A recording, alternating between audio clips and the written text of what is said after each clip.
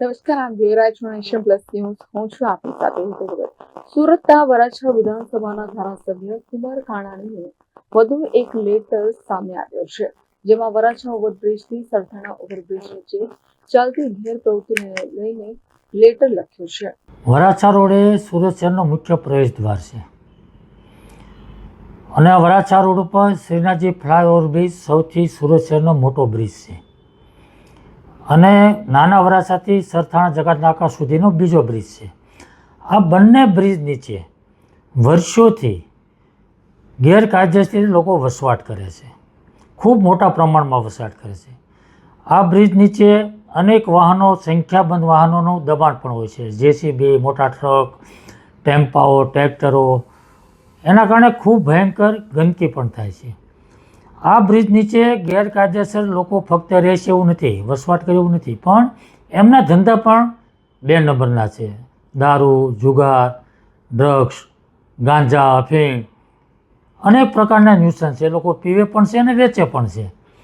અને અનેકવાર પોલીસે ત્યાં રેડ પાડીને પકડ્યા પણ છે અને મ્યુનિસિપલ કમિશનરને પણ ખબર છે.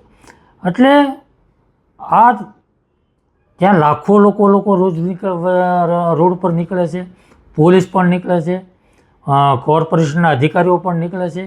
આ બધાને આ પ્રશ્નની ખબર છે અને વર્ષોથી લેખિત મૌખિક રજૂઆતો થઈ રહી છે, પરંતુ આ પ્રશ્નનો હલ કાયમિક રીતે થતો નથી.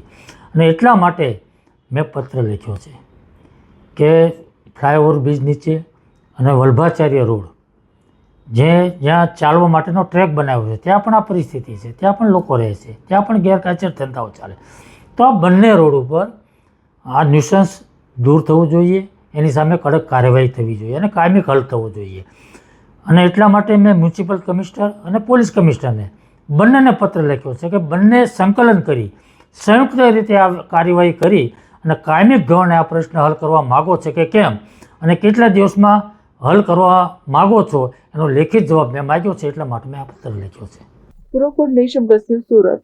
સમાચારોનો સતત અપડેટ મેળવવા માટે અમારી નેશન પ્લસ ન્યૂઝની યુટ્યુબ ચેનલને સબસ્ક્રાઇબ કરો, બેલ આઇકન દબાવો અને જોડાયેલા રહો ફેસબુક, ઇન્સ્ટાગ્રામ અને ટ્વિટર પર.